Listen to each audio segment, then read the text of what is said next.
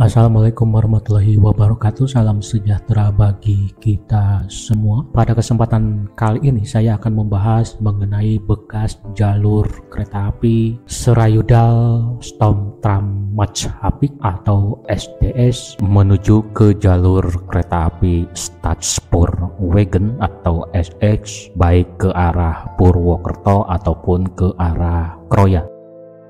Setelah SDS berhasil mengoperasikan jalur kereta api dari Maos hingga Banjarnegara dan dari Banjarsari hingga ke Purbalingga, kendati pada saat itu sedang membangun jalur kereta api terusan dari Banjarnegara hingga Wonosobo, pada tanggal 26 Februari tahun 1913 SDS mengajukan permohonan konsesi untuk membangun jalur kereta api penghubung antara jalur SDS dengan jalur Stadspoorwegen yang sedang dibangun, yaitu Cirebon Kroya.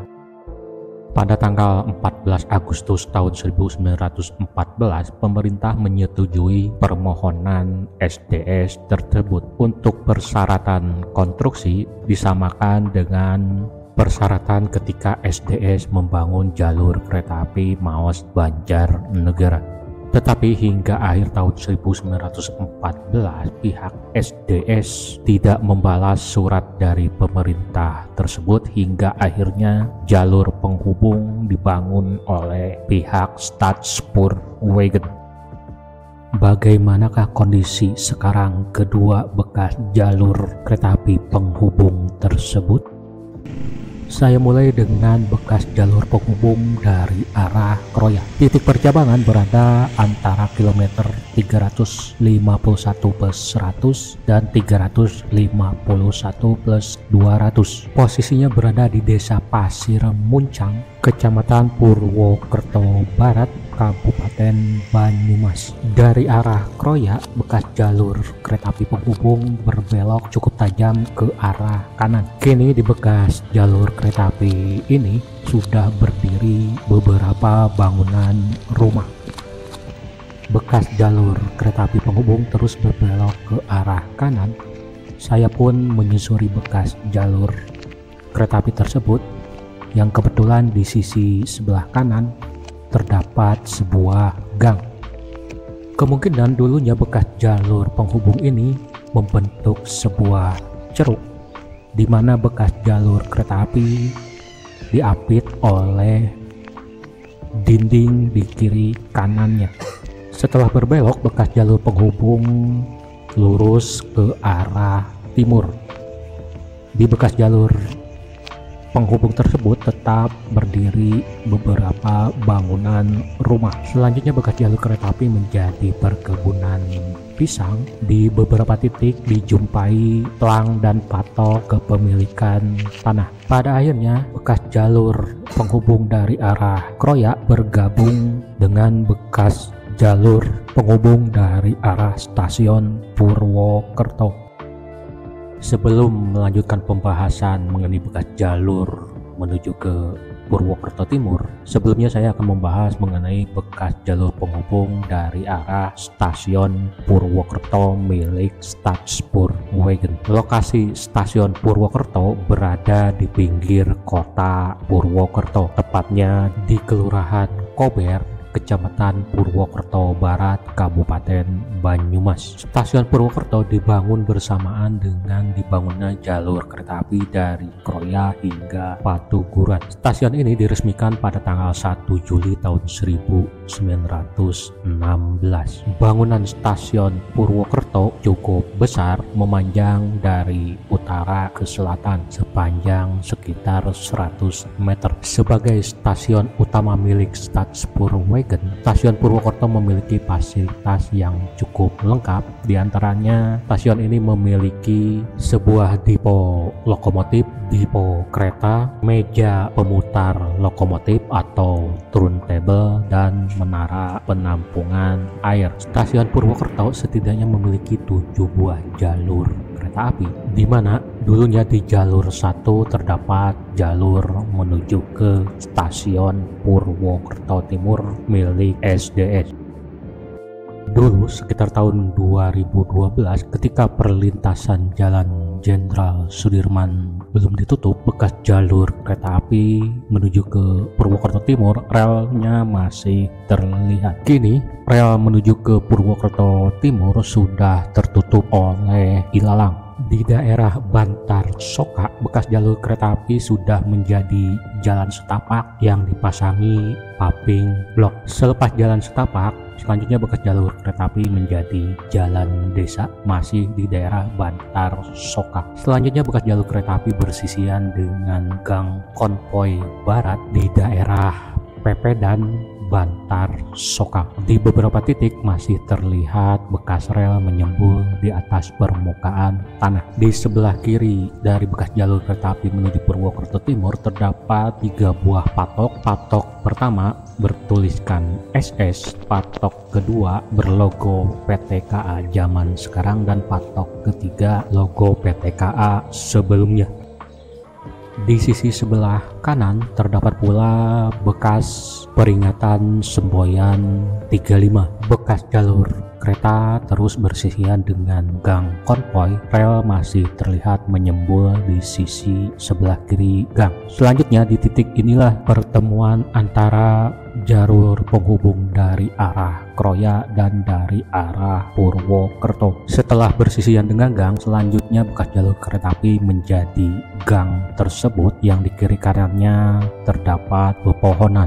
Selanjutnya terdapat sebuah bekas jembatan kereta api yang cukup panjang yang melintasi Kali Banjaran. Rangka jembatan ini terbuat dari besi bertipe jembatan dinding rangka dengan lintas di atas dengan rasuk berbentuk huruf V. Kini bekas jembatan tersebut dijadikan jalan penghubung antar desa.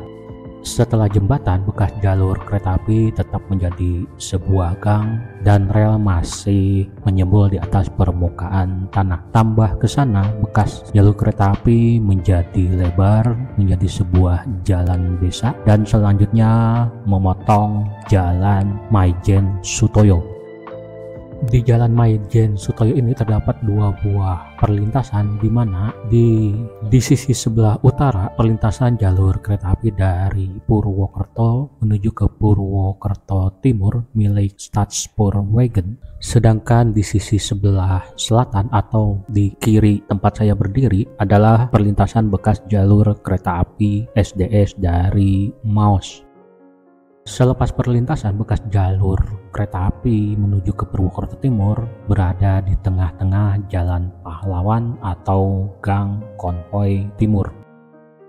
Di lokasi inilah diperkirakan dulunya pertemuan antara jalur kereta api SDS dari Maos dan jalur kereta api SS dari Purwokerto.